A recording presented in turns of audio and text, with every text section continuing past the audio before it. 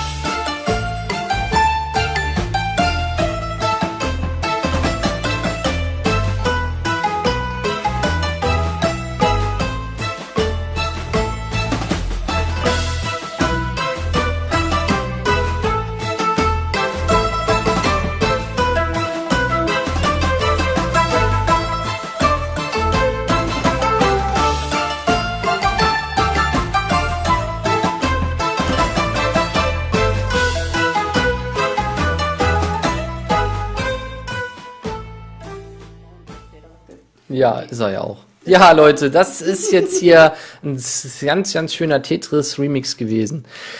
So, jetzt rufe ich auch einfach mal den Jörg an und mal gucken, ob er da ist.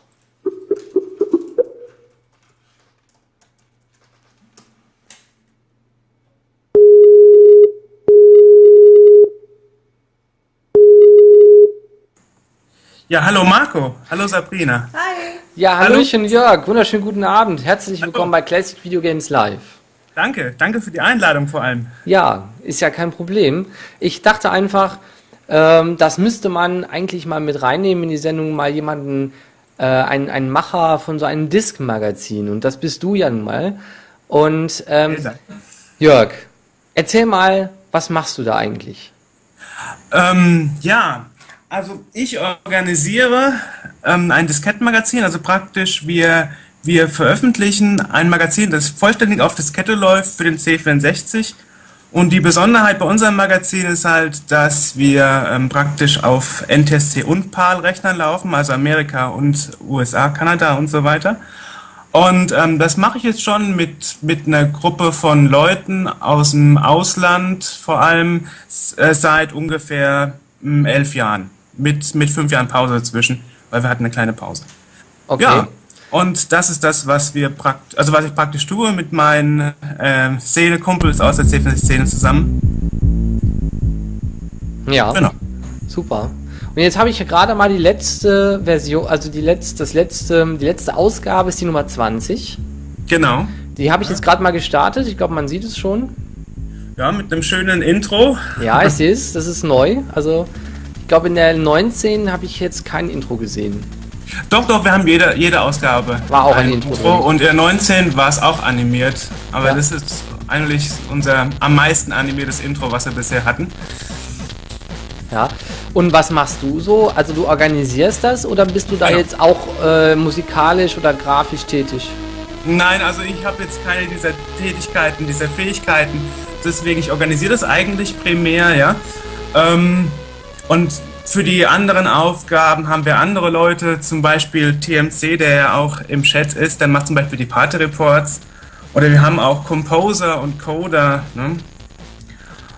Und wir haben auch Leute, die halt nicht in der Szene aktiv sind, die halt, sagen wir mal, die Design-Sachen machen. Zum Beispiel die Marie aus Peru, die das letzte Cover gemacht hat, das letzte Disc-Cover, also die Diskettenhülle, ja. Ja. Ja, so gesehen sind dann die Aufgaben verteilt zwischen 15 Leuten. 15 Mal habt ihr, okay. Genau. Und alle international oder Ja. alles deutsch? Nein, international, ist ja Englisch. Aber du musst jetzt gerade die Diskettenseite wechseln. Also das zweite D64-File bitte öffnen. Das tue ich, ja. Ich sehe auch gerade, ich glaube, ich muss mein Joypad noch einstellen. Attach Disk Image, das ist schon richtig. Und dann das zweite. Muss ich gerade gucken. Wo hatte ich das? Wo haben wir es denn? Jetzt kommen Da. denn die Geheimnisse von deinem Computer rein. B. Nein. Was macht Genau. der? Ist das jetzt richtig? Jetzt hast du leider Autostart gemacht anstatt Attach. Ah, siehst du, es war verkehrt. Ich hatte, ja, okay. Ist egal. Ich muss sowieso mein Joypad noch anklemmen oder mein Joystick. Eigentlich müsste ich Ja. mein Joystick anklemmen, weil das ist. Ihr habt ja eine richtige Benutzerführung da drin, habe ich gesehen. Ja, wir unterstützen Tastatur, Maus und Joystick, genau. Ja gut, wenn ihr Tastatur ja auch habt, dann lassen wir es dabei. Dann hole ich Genau. jetzt nicht meinen Joystick. Nee, brauchst du nicht. Ja. Es geht dann mit den Cursor-Tasten und den F-Tasten dazu. Okay, gut, aber ich glaube, jetzt habe ich hier Scheiße gebaut. Nee, kein Problem. Lad einfach von der ersten Seite die Datei, die heißt Single, glaube ich, oder Direct Start oder irgend sowas. Also du brauchst jetzt nicht das komplette Intro nochmal neu zu laden. Bloß kein Autostart machen. Also nicht das, was du jetzt machst. Doch, habe ich aber jetzt. Jetzt steht da, please insert site B. Ja, genau. Das, jetzt da kommt gibt's das das Intro halt nochmal. Ja, macht ja nichts. Kann man das abkürzen? Nee, Nee. leider nicht. Nein. Okay. Aber ist ja kein Problem, ist ja nicht so lang. Nö. Ja, dann kann man ja vielleicht nochmal die Zeit nutzen und was erzählen. Ein Disk-Mac, was kann man sich darunter vorstellen, wenn ich jetzt da keine Ahnung von habe? Das heißt praktisch, die Diskette ist das Hauptmedium und sämtliche Artikel laufen von dieser Diskette. Also praktisch, wir haben so eine Art Maxis, also praktisch das ist dieses Displayer, diese Displayer-Engine, das Displayer-Programm. Und das zeigt praktisch die Texte an und wir haben auch ein Logo oben und auch Musik, die im Hintergrund spielt. Ja. Das ist praktisch das Disk-Mac. Also das heißt praktisch, man braucht den Computer und tut dann einfach das Magazin von der Diskette lesen, anstatt halt von Papier. Richtig. Und wie war das früher eigentlich? So ein Discmac, das gab es ja früher auch schon, ne? Genau, das erste war die Loadstar 1984. Ja. Und das ist also ein eigenständiger, wie soll ich das sagen, ein eigenständiges Medium. Also das ist jetzt ein Discmac, das gehört jetzt nicht zu einem Papier-Mac dazu, oder? Nein, das ist ein eigenständiges Medium, zumindest was die Cinemax angeht. Es gab natürlich auch die Magic Disc zum Beispiel oder die Input 64 damals, die halt auch nur eine Beilage waren zum Paper Mac teilweise, ja. Aber wir sind ein reines Diskettenmagazin, ja. Genau. Ja, Attach Disk Image, ne? Genau, ja. So, und dann haben wir jetzt muss ich da aber nochmal gucken hier, so. Genau. Jetzt muss ich da jetzt hier Sendung, so, 39. 39. Sendung schon, Mensch, wo ist die Zeit hin? So schnell geht die Zeit rum. Ja. Wir hätten auch nie gedacht, dass wir mal 20 Ausgaben schaffen, ja. Wie oft macht ihr die so? In welchem Rhythmus ist das? Wir versuchen es 4 Ausgaben im Jahr. Das letzte Jahr waren es 3 Ausgaben, also schon mal ein guter Schnitt, ja. Ja. Sehr schön. So. Diskette ist drin. Ja, jetzt müsstest du Space drücken. Ach so. Müsste man vielleicht einen Hinweis geben. So, da läuft sie. SceneVault, hier haben wir jetzt einen Mauszeiger. Den kann ich mit den Cursor-Tasten bewegen. Genau, ja. Und mit der Space-Taste, wenn du dann unten bist, am unteren Bildschirmrand, ja, nicht ganz unter, sondern halt im inneren Textrand, kannst du dann zum Beispiel blättern, ja. Also nicht ganz runter, sondern halt... Ja, genau. So in dem Bereich hier. Genau, ja. Genau, alles in Englisch natürlich, weil es ja international.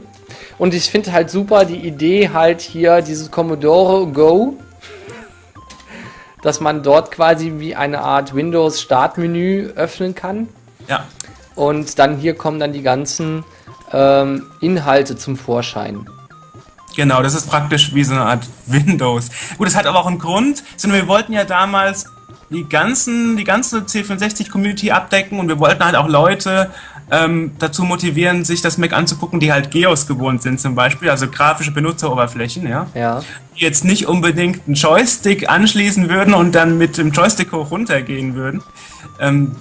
Ja, so wie ich jetzt auch, ne? Genau. Wir wollten praktisch was machen, was halt jeder bedienen kann, wo wir das Benzinkonzept schon kennt. Ne? Ja. Was mir jetzt aufgefallen war, ich kenne die Ausgabe 20 jetzt noch nicht, weil ich noch keine Zeit hatte. Die Ausgabe 19 habe ich mir allerdings durchgesehen. Und da habe ich auch schon hier diesen Bereich hier entdeckt. Das siehst du jetzt im Videostream etwas später. Interviews. Ja. Genau. Da verlinkst du, beziehungsweise ich gehe da mal drauf. So, und dann hast du hier Leute interviewt. Aber wenn ich da draufklicke, kommt nichts. Doch, geht doch. Zumindest war das in der 19 so. Weiß nicht, ob hier jetzt, ich habe es jetzt hier noch nicht probiert. Das funktioniert, doch, das klappt. Moment, dann probiere ich das mal aus. Da haben wir zum Beispiel hier den Soldan Gonda, den du jetzt gerade ausgewählt hattest, ja, der damals Newcomer-Spiel gemacht hat, ja, wo Protovision noch zusammen mit denen die neueste Version rausbringen will, hoffentlich bald. Ja, so, Achso, und das ist jetzt rein textliches Interview gewesen? Genau, ja, wir haben zwar noch eine Skype-Interview-Sparte, ja, und da kann man dann bei uns auf der Homepage sich das Video dazu angucken. Ach so, das heißt, du hattest doch in der 19, glaube ich, den Eurointel drin gehabt, ne? Genau, den haben wir nochmal drin, weil es bei dem ersten Part leider einen Ladefehler gab. Ah, deshalb, siehst du, das meine ich nämlich, weil dann hatte ich nämlich aufgerufen und da kam nämlich nichts. Und da hatte ich ja nämlich drauf geklickt. Ja, das heißt, du hast das Skype-Interview, was du mit dem geführt hast, hast du auch unter anderem dann auch textlich dann nochmal verfasst? Ja, genau, also wir nutzen dann einen Service, der praktisch recht günstig das transcribt, ne? Weil wenn wir das selber machen würden, das dauert ja Ewigkeiten. So. Ich wollte gerade sagen, das wäre ja Wahnsinn, ne? Ja, Das dann alles dann nochmal zu schreiben dann, ne? genau, deswegen nehmen wir dann einen Service, der uns das dann praktisch innerhalb von 2 Tagen in Textform zuschickt. So. Ja, warte mal gerade, ich habe hier einen Spammer, den tue ich mal gerade hier bannen. Mach mal, kein Problem. So. Voll gebannt hier. Ja, wer ist denn das jetzt alles? Also wir haben hier Zoltan Gonda, Ja, das hast du ja schon gerade, glaube ich, erzählt, ne? Wer das Genau. war, ne? Das war der von dieses Newcomer-Game, ne? genau. Wen hattest du denn noch da? Da Necropolo? Genau. Das ist doch ja. ein Remixer, ne? Oh, ich kenne jetzt nicht alle Leute persönlich, ja. Ach so. Ja, Ähm. gut, aber du hast ja vielleicht eventuell an Land gezogen, oder? Nee, das war jetzt in dem Fall der Johann Jansen, der JSL, der bei uns die Interviews macht. Ach so, mhm. Genau. Okay. Kitty, weißt du darüber etwas? Das ist praktisch eine Szenerin, die eine neue Gruppe kreiert hat letztes Jahr. Demoszene oder? Genau, Demoszene. Demoszene, mhm. Mhm. Und, Bakcam ist ein Grafiker zum Beispiel und Stirf ist ein Coder aus Holland. okay. Schön. Und die haben alle früher mitgemischt oder ist das jetzt, oder sind die quasi neu dazugekommen? Ich meine, sowohl als auch. Also wir interviewen auch teilweise Leute, die früher aktiv waren und wir haben auch Leute, die jetzt noch aktiv sind, ja. Mhm. In dem Fall sind noch alle aktiv. Also von dieser Sparte Interviews bei dieser Ausgabe. Ja? Ja. Wie komme ich denn hier wieder zurück? Jetzt rauf, runter kann ich. Du könntest mit der Pfeil zurück-Taste. Ich weiß jetzt nur nicht, wo das jetzt in weiß ist, die Pfeil zurück-Taste. Im Moment gar nicht. Hallo? Ja, okay, machen wir es so. Kam mich jetzt nicht raus irgendwie. So. Da hast du... Achso, da steht dann quasi ein Willkommensgrüße wahrscheinlich, ne? Ja, ja. So, da hast du dann halt, hat jeder was geschrieben. Ja, du eben Genau. unter anderem auch. Mhm. Genau. Und wir haben halt praktisch die Texte so grafisch aufbereitet mit Char-Sets. Ja, ja, genau. Sieht süß aus. Aber auf jeden Fall optisch toll. Gefällt mir gut. BBS-Scene, das finde ich interessant. Gibt es das immer noch? Ja, also es gibt's vereinzelt immer noch, ja.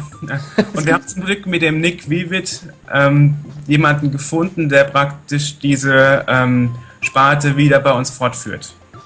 Super, finde ich klasse. Dass da Leute immer noch sowas machen mit diesen BBS-Modems, ne? Wow, warum nicht? Ist ja Retro, passt ja auch zum Thema. Ja, ja. So, dann haben wir Party-Szene, da geht es dann wahrscheinlich um Demoszene-Partys dann, ne? Ah gut, wir haben auch in der NTSC-Szene Chapter auch einen also praktisch einen Meeting-Report aus den USA. Ja? Mhm. Und gut, in dem Fall bei dem Party-Szene haben wir auch einen Party-Report, also einen Meeting-Report aus Deutschland dabei. Also wir haben das halt wirklich bunt gemischt, ja. Was uns auch Ja, wirklich Dorico. Mhm. Genau, Dorico. Ja. Ja. Achso, schön. Und was habt ihr da? Also Dorico-Meeting, das heißt ein Report davon. Also da ist jemand da gewesen und hat dann da was zu geschrieben. Genau, in dem Fall ist es von Rampy, der dürfte ja auch vielen ein Begriff sein. Mir jetzt gerade noch nicht. Woher könnte ich ihn kennen? Ja, weil er halt auch auf diesen Meetings ist, wie Ach bei so. Dorico. Also Ja. im Bereich Köln und so weiter, Hamburg. Okay, ja, vielleicht wird er mir mal über den Weg laufen. Wenn wir jetzt demnächst nochmal wieder uns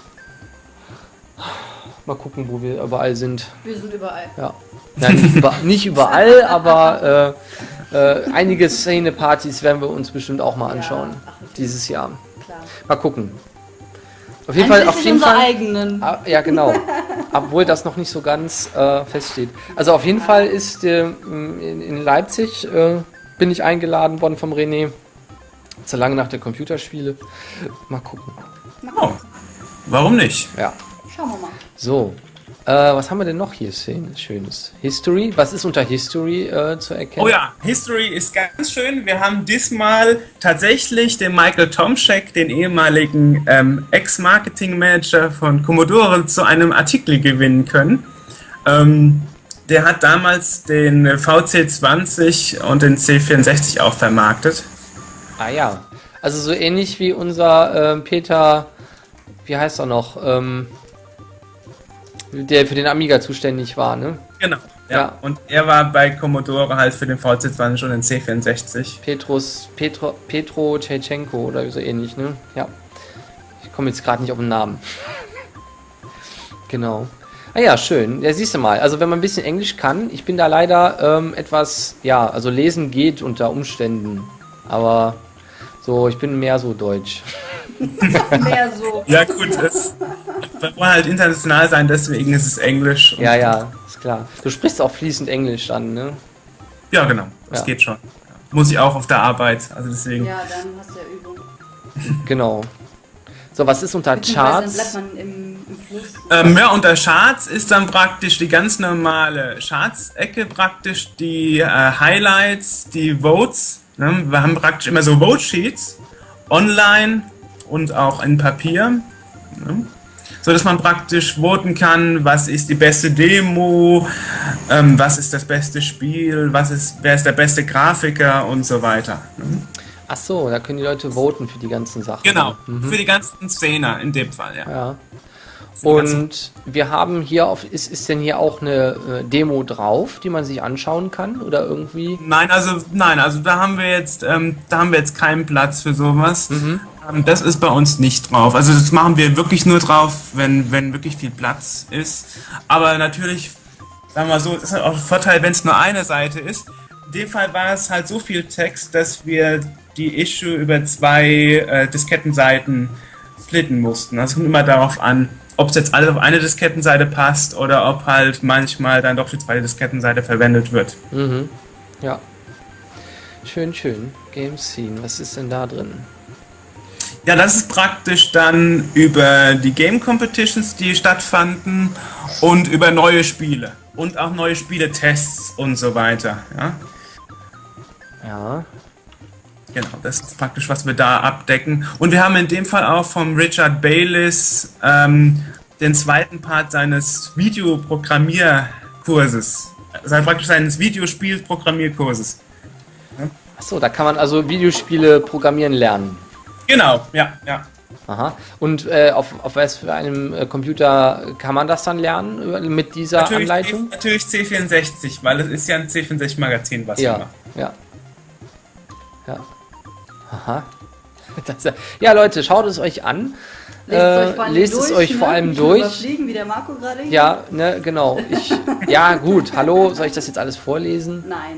Danke. Schön, dass du mir da gleicher Meinung bist. Ja, du musst ja nicht durchscrollen, du kannst ja einfach auf das nächste gehen. Genau. So, was kann ich eigentlich hier noch machen, hier auf der Seite hier? Ich habe hier auf der rechten Seite sind noch mehrere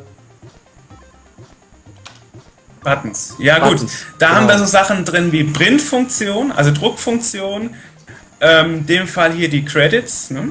Ja, und hier gibt es Soundtrack, ne, der im Hintergrund läuft. Genau, kann man noch kann ändern. auch die Musiken ändern. Ne? Ja. Und wir haben auch so versteckte Features, wenn du zum Beispiel die M-Taste drückst, dann kannst du noch die Musik ändern. Oder L, um die Logos zu ändern. Ja. L? Ja.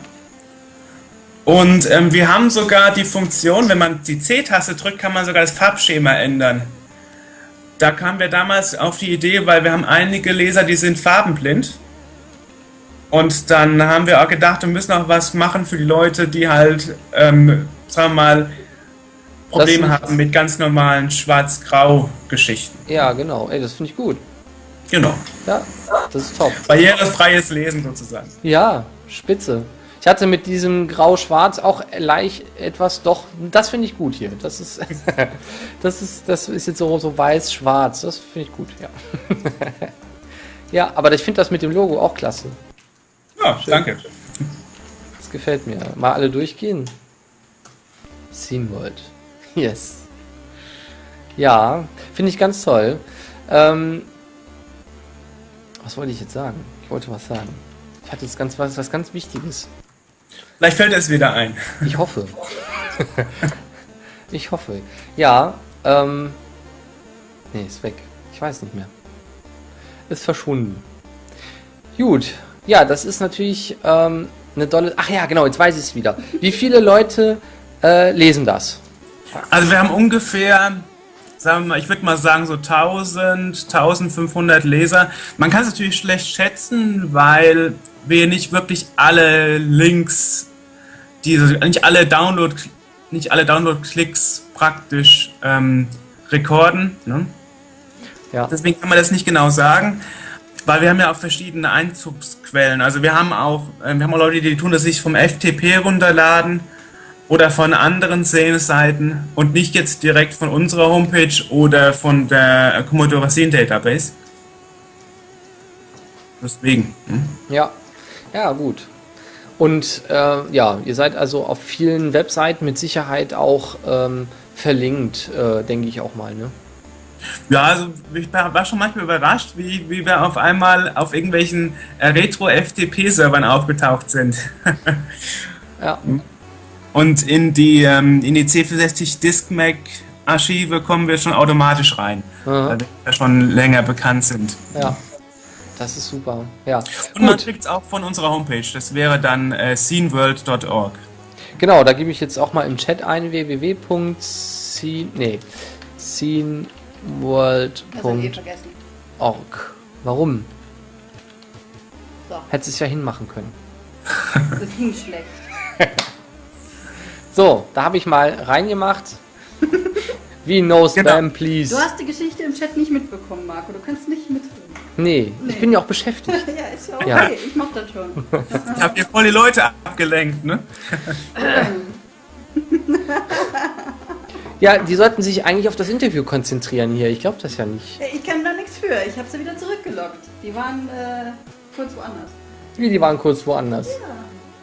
Hallo? Ich werde den Chat kontrollieren, Leute.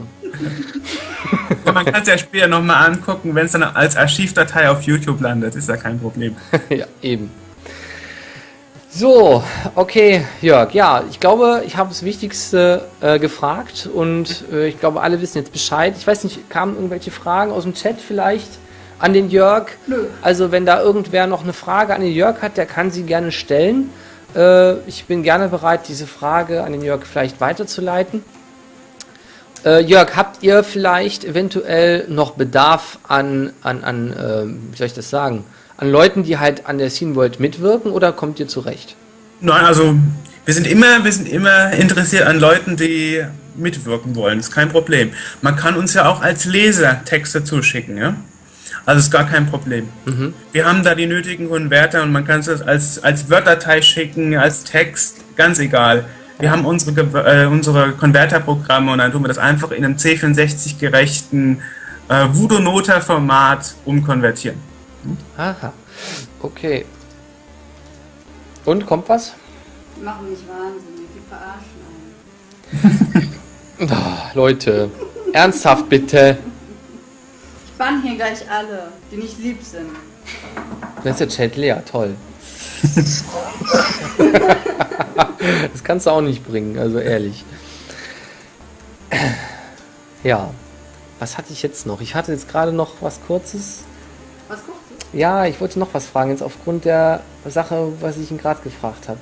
Was hast du denn gerade gefragt? Oh, so hörst du zu. So hörst du zu. Er hatte mich gefragt, ob wir noch Leute benötigen und habe ich gemeint, ja, gerne. Ja, okay, ja, genau, die Ja, Leute. Ja. Was wollte ich denn darauf noch sagen? Siehst du? Ist schon wieder weg. Leute, die welche Aufgaben machen vielleicht. Also Was? was sollen die Leute machen, die noch kommen? Könnten. Ja, mitmachen können. das hat er ja schon mehr oder weniger beantwortet. Er sagte ja, dass jeder sich im Grunde, der daran teilnehmen möchte, an dieser Scene World, der kann also gerne alles Mögliche, Naja, Berichte schreiben oder so. Genau. Ja. Oder Musiken schicken, Logos zeichnen und so weiter. Alles möglich. Ja. Und kommt noch eine Frage? Aha. Nein, nur gute Kritik. CZ Tunes schreibt, ich finde es gut, wenn sowas heute immer noch gemacht wird. Und Chainsaw sagt, er hat keine Frage, aber das Discmax sieht echt cool und super gelungen aus. Vielen Dank. Siehst Freut du? mich zu hören. Ja. Bisschen Feedback tut gut. Hier, eine Frage war, Ja, wird die ich seh's. Musik für das Discmac neu geschrieben oder benutzt ihr bekannte Sits? Nein, also es ist ganz wichtig bei uns, das steht auch in der Datei, in der Rubrik SWO-Info, dass wir nur Musiken nehmen und Grafiken, die exklusiv sind. Also das ist uns ganz wichtig, dass wir also keine alten Schinken wiederverwenden. Ja, also alles selbst gemacht sozusagen. Genau, und dann halt speziell für die jeweilige Ausgabe. Ja. Wir haben praktisch so einen Pool und dann ziehen wir uns für jede Ausgabe dann verschiedene Logos und verschiedene Musiken raus. Oder wenn wir merken, oh, es wird knapp, dann schreiben wir mal in der CSDB, zum Beispiel im Forum, hat nicht jemand mal Lust? Ja? Oder wir fragen einfach befreundete Szene, ob die mal Lust haben, wieder mal einen Tune zu machen oder mal ein Logo zu zeichnen. So wird das Ganze praktisch dann immer jedes Mal befüllt mit exklusivem Material. Mhm. Genau, und jetzt hatte ich auch noch eine Frage bezüglich der Inhalte. Wie ist das so? Werdet ihr überschwemmt mit Informationen und wisst gar nicht, wie ihr das alles unterkriegen sollt? Oder müsst ihr den Informationen hinterherlaufen? Oh, das ist eine gute Frage. Es kommt immer darauf an, ja. Also kommt immer auf die Rubrik drauf an. Also ich würde sagen, dass das Problem bei den Neuigkeiten ist halt oft, sagen wir mal, man will ja auch nicht was kopieren aus dem Internet, sodass Leute sagen, oh, das habe ich schon im Internet gelesen, ja. Und Copy and Paste ist auch nicht gerade modern. Das ist dann einfach nur kopiert, ja. Das sind so die Kleinigkeiten, wo man sich echt überlegen muss, wo hole ich meine Infos her, wo wir dann auch die Leute teilweise, die Gruppen auch teilweise anschreiben und sagen, hey, habt ihr nicht ein paar Infos für uns, die wir irgendwo exklusiv verpacken könnten? Ja. Aber sagen wir mal so, wir haben eigentlich immer eine gute Diskettenseite voll. Also bis jetzt hatten wir noch nicht das Problem, dass wir jetzt aufgrund mangels Text die Ausgabe verzögern mussten oder eine ganz kleine Ausgabe nur gemacht haben. Ja. Ja. Und 15 Leuten, dann kriegt man auch einiges zusammen, weil jeder ja seinen Bereich macht. Ja, denke ich auch. Ja, wunderherrlich. Kommt noch was? Kommt noch eine Frage? Irgendwas? Nein? Gar nichts?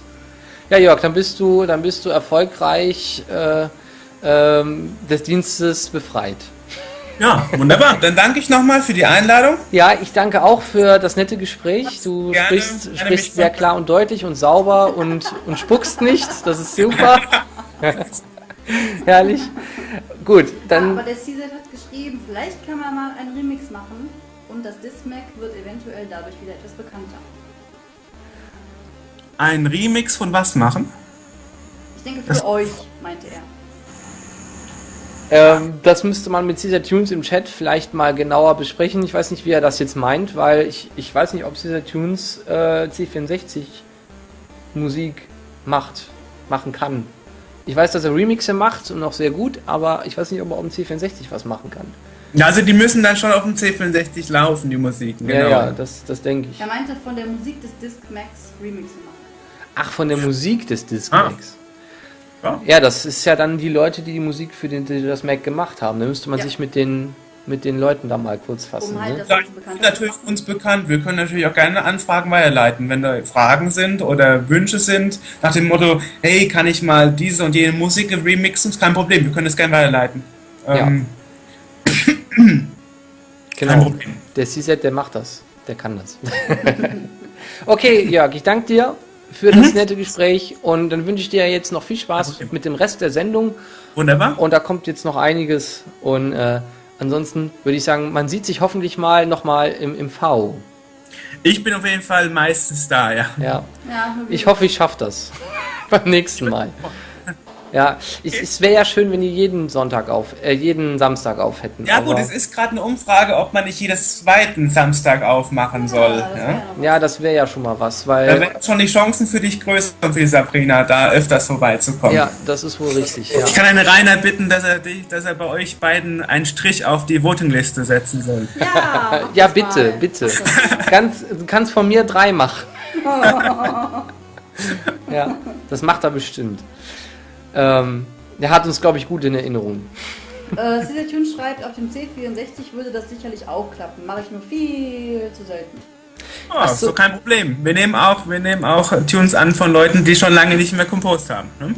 Wir haben ja vor einigen Ausgaben auch von Jerontel einen Tune drin gehabt im Intro. Ja. Aber apropos, jetzt muss ich dich doch noch nicht entlassen. Ja. Ich habe ja da was mitgekriegt auf Facebook bezüglich des Vereins for Amusement Only. Wird der Verein umziehen? Der wird umziehen, ja. Echt? Aber wo genau ist noch nicht 100% sicher. Aber es sind da schon, sagen wir mal, so 2, 3 Vorschläge, wo man hingehen könnte, was neue Location angeht. Also gibt es schon Ausweichmöglichkeiten? Oder ist es jetzt eng? Ich weiß von nichts. Ja, der Muck hat auch schon geschrieben, der Verein muss umziehen, da ja der Vertrag nicht verlängert worden ist. Der Mietvertrag. In einem halben Jahr läuft er aus. Ach so. Und der ist schon anderweitig am Suchen, der Verein, oder hat irgendwie was zur Auswahl, keine Ahnung, auf jeden Fall hat der Muck sowas geschrieben. An dieser Stelle sei auch noch erwähnt, die HomeCon, die am 19.01. wieder stattfindet. Es haben sich Leute im Chat beschwert, dass die HomeCon ja viel zu wenig erwähnt wird. Hier ein Hinweis. HomeCon, 19.01. Ja, HomeCon 19.01. HomeCon 19.01. HomeCon 19.01. Wenn jemand Autogramme will, wegen dem Interview, stehe ich gerne bereit. Ja, ne, natürlich. Sollen sie Adresse in den Chat schreiben, schicken wir hin. Okay, Jörg, dann danke ich dir nochmal für den Anruf und fürs nette Gespräch. Kein Problem. Viel Spaß noch mit der Sendung und wir sehen uns. Genau, bis dann. Bis dahin. Tschö.